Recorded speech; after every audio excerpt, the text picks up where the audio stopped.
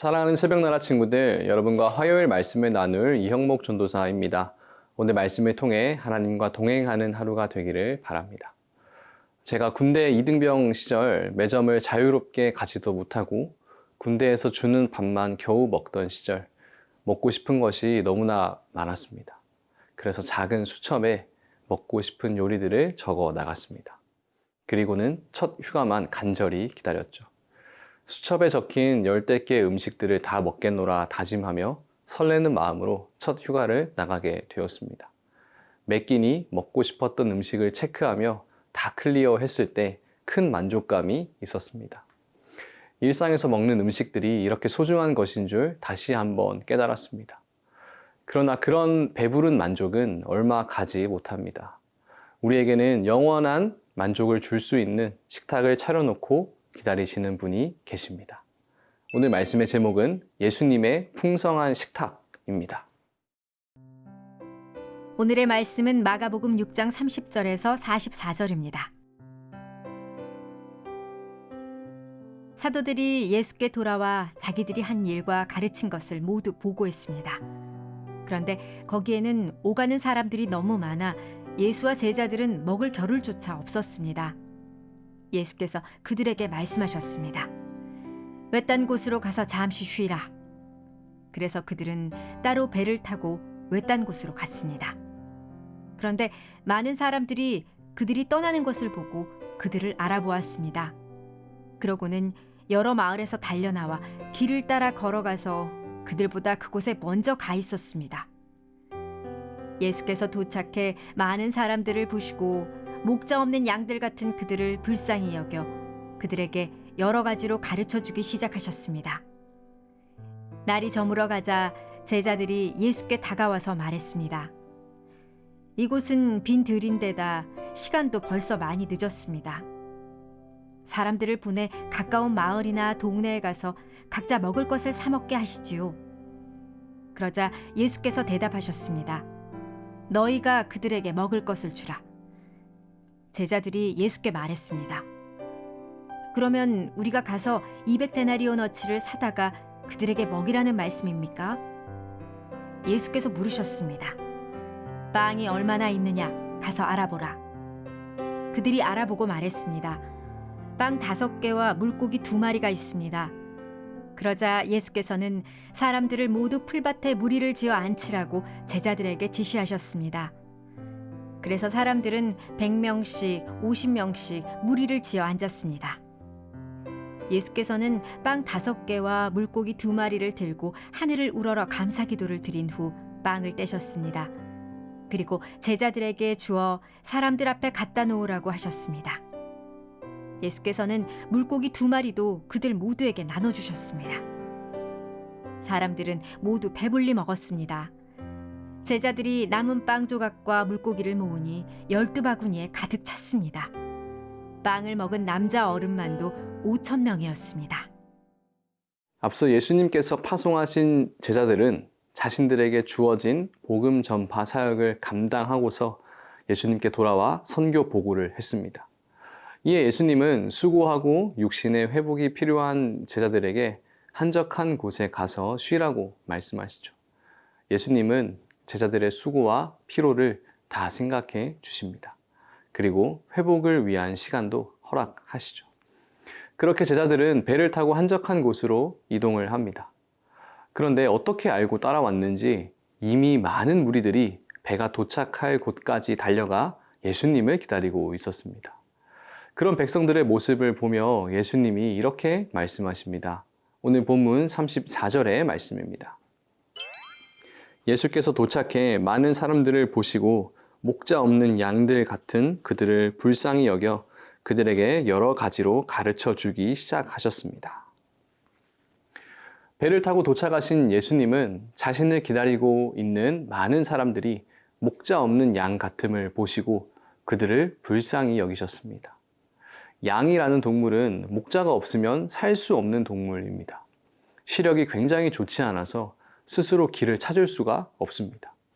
달리기가 빠르거나 가진 무기가 없어서 맹수들의 공격에도 속수무책으로 당합니다. 그래서 목자의 보호가 없이는 살아갈 수 없는 존재이기에 목자만을 쫓아다니게 됩니다.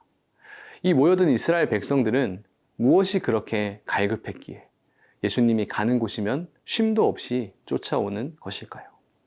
무엇이 그렇게 허기지고 공허하길래 예수님을 만나고 싶었던 것일까요? 모여든 무리를 향해 목자 없는 양이라는 표현은 육신의 밥이 아니라 영적인 지도자가 없어 버려진 무리를 뜻합니다. 백성들의 공허함은 영혼의 문제였습니다. 죄의 문제였습니다. 다른 것으로 채울 수 없는, 다른 무엇으로도 해결할 수 없는 자신의 죄에 대한 공허함이었습니다. 예수님은 제대로 된 영적 지도자가 없어 영혼의 양식이 없어 굶주려 있는 백성들을 불쌍히 여기시고 먹여주십니다. 하나님 나라의 복음을 가르쳐 주십니다. 하나님 나라의 복음만이 이 공허함을 채울 수 있기 때문입니다. 사랑하는 새벽나라 친구들, 여러분의 삶에 무엇으로도 채워지지 않는 공허함이 있습니까? 어쩌면 예수님 없이 그 만족을 채우려 하며 살고 있진 않습니까? 우리는 예수님으로만 해결할 수 있는 문제가 있습니다. 예수님으로만 채워질 수 있는 공허함이 있습니다. 우리 영혼의 상태를 너무나 잘 아시고 때를 따라 먹이시고 양육해 주시는 참 목자 되신 예수님을 따라가야 하겠습니다. 오늘 하루도 우리를 가르치고 인도해 주시는 예수님을 따라가는 모든 세나 친구들이 되기를 바랍니다.